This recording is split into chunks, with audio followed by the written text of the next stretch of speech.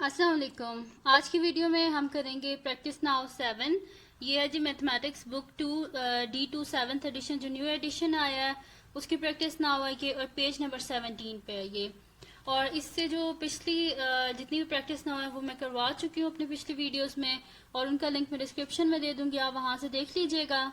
और अगर अभी तक आपने मेरा चैनल सब्सक्राइब नहीं किया तो उसको सब्सक्राइब कर दीजिए और बेल आइकन को लाजमी प्रेस कीजिएगा ताकि आपको न्यू आने वाली वीडियोस के बारे में पता चल सके।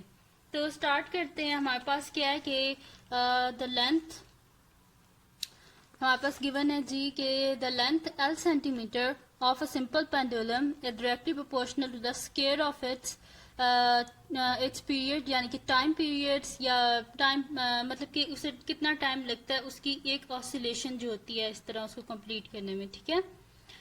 और टाइम हमारे पास कितना गिवन है t सेकेंड्स, यानी कि इसमें लेंथ जो है वो l को डिनोट कर रही है, सॉरी l जो है वो लेंथ को डिनोट कर रहा है और t जो है वो टाइम को डिनोट कर रहा है, ठीक है।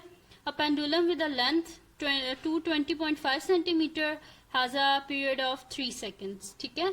तो यानी कि ये हमारे पास डाटा गिवन है, इसको यूज करके सबसे पहले हम k की वैल्यू को फाइंड आउट करेंगे, फिर उसको यूज करके हमने एक इक्वेशन बनानी है L और T को जो कनेक्ट करे, फिर हमने सेकंड में क्या फाइंड आउट करना है, हमारे पास टाइम गिवन है, इसको यूज करके हमने लेंथ फाइंड आउट करनी है, और थर्ड वाले में हमारे पास लेंथ गिवन है, इसको यूज करके हमने क्या करना है जी, टाइम को फाइंड आउट करना है। तो स्टार्ट करते हैं, बुक को साइड पे कर देते हैं और हम यहाँ पे लिख देते हैं हमारे पास गिवन क्या है कि लेंथ क्या हमारे पास डायरेक्टली प्रोपोर्शनल है टाइम के स्क्वायर के, ठीक है। तो हम यहाँ पे लिख देते हैं since solution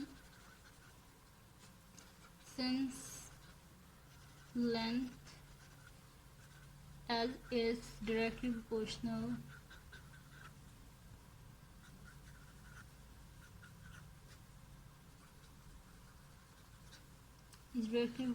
to the square of time क्या है,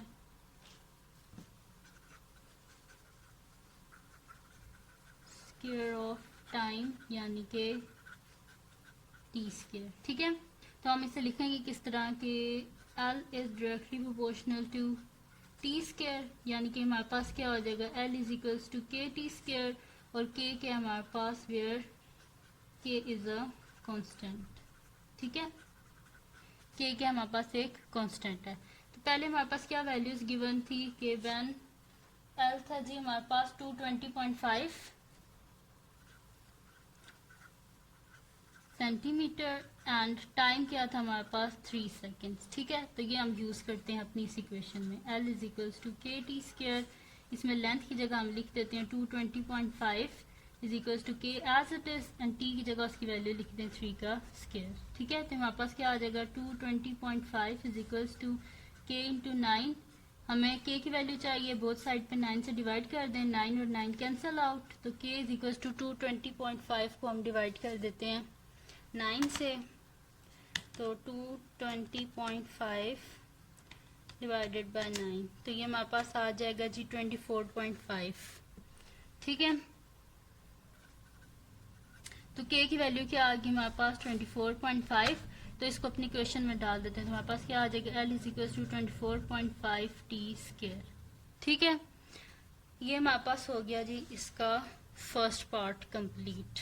अब हमने करना है जी इसका सेकंड। तो सेकंड क्या हमारे पास के find the length of pendulum when has a time period of 5 second. तो यहाँ पे अब हमारे पास क्या गिवन है, टाइम गिवन है, तो हम यहाँ पे लिखेंगे when t is equals to 5 seconds. तो अपनी जो इक्वेशन है इसमें ही हम लोग पुट कर देते हैं, ठीक है। तो हम यहाँ पे लिखते हैं कि L is equals to 24.5 T square, तो t की जगह टाइम लिखते हैं 5, 24.5 इंटू 5 स्क्वायर, यानी कि L is equals to 24.5 multiply by 25, यानी कि L इज इक्वल्स टू 24.5 को मल्टीप्लाई कर देते हैं 25 से, तो हमारे पास आंसर आ रहा है जी 612.5, ठीक है। ये हो गया हमारे पास इसका सेकंड पार्ट जिसमें हमने फाइंड आउट करना था, जब हमारे पास टाइम गिवन था कि अगर 5 सेकंड है तो इसको यूज करके हमने लेंथ को फाइंड आउट करना था, ठीक है। अब हम क्या कर लेते हैं कि अब हमारे पास क्या लास्ट थर्ड पार्ट जो है उसमें हमारे पास क्या है, ये सेकंड है हमारे पास और ये थर्ड है। ठीक है, थर्ड पार्ट में हमारे पास क्या है कि what is the period of pendulum when it has length of 0.98 metre. ठीक है, अब लेंथ क्या गिवन है हमारे पास 0.98 मीटर, लेकिन यहाँ पे तो हमारे पास सेंटीमीटर में थी पहले। ठीक है, तो इसको मीटर से सेंटीमीटर में लाने के लिए हम क्या कर देंगे, इसको 100 से मल्टीप्लाई कर देंगे, तो हमारे पास क्या आ जाएगा, ये 98 सेंटीमीटर। ठीक है, मल्टीप्लाई देखें 0.98 मल्टीप्लाई बाय 100, तो हमारे पास क्या आ गया 98। ठीक है, तो इसको क्या किया हमने, मल्टीप्लाई कर दिया 100 से। ठीक है, तो लेंथ पहले मीटर में थी, अब किस में होगी, सेंटीमीटर में। तो हमारे पास गिवन इक्वेशन क्या थी जी, वो थी हमारे पास L is equals to 24.5 T square. L की जगह उसकी वैल्यू लिख दें 98 is equals to 24.5 T square. हमें टी की वैल्यू चाहिए, बोथ साइड पे डिवाइड कर दे 24.5 से। ठीक है, तो हमारे पास क्या आ जाएगा कि यहाँ से तो कैंसिल आउट हो गए, यानी कि हमारे पास क्या आ जाएगा, T square is equals to 98 को डिवाइड कर दें 24.5 से, तो ये हमारे पास आंसर क्या आ रहा है, इसका 4 आ रहा है। यहाँ पे लिख दें T square is equals to 4। अब हमें टी की वैल्यू चाहिए, बोथ साइड पे स्क्वायर रूट ले लें। ठीक है, तो हमारे पास टी की वैल्यू क्या आ जाएगी, टी आ जाएगा हमारे पास इज इक्वल्स टू 2। अब आप कह रहे होंगे यहाँ पे प्लस माइनस क्यों नहीं लिखा, क्योंकि टाइम हमेशा क्या होता है, पॉजिटिव। टी हमेशा क्या होता है, ग्रेटर देन 0, तो टी का आंसर क्या आ गया हमारे पास 2 आ गया। ठीक है, टी क्या होता है हमारे पास आंसर यहाँ पे प्लस माइनस में ही होगा, लेकिन टाइम क्या होता है, हमेशा क्या होता है, ग्रेटर देन 0 होता है, यानी कि टाइम कभी भी नेगेटिव नहीं होता है। इस वजह से आंसर क्या आ गया इसका, +2। ठीक है, यहाँ पे हम देखें, बेशक आप लिख दीजिएगा कि t इज इक्वल्स टू +-2, लेकिन t क्या होता है, हमेशा ग्रेटर देन 0 होता है, इस वजह से इसका आंसर हमने +2 को खाली लेंगे। ठीक है, क्योंकि टाइम कभी भी नेगेटिव नहीं होता। तो ये थी जी आज की वीडियो, जिसमें मैंने आपको कराया practice now 7 page number 17 mathematics book 2D2 7th edition. और अगर ये वीडियो आपको पसंद आई हो तो इसको लाइक कीजिएगा, मेरे चैनल को सब्सक्राइब कीजिएगा, बेल आइकन को लाजमी प्रेस कीजिएगा ताकि आपको न्यू आने वाली वीडियोस के बारे में पता चल सके। और दुआओं में याद रखिएगा। अल्लाह हाफ़िज़।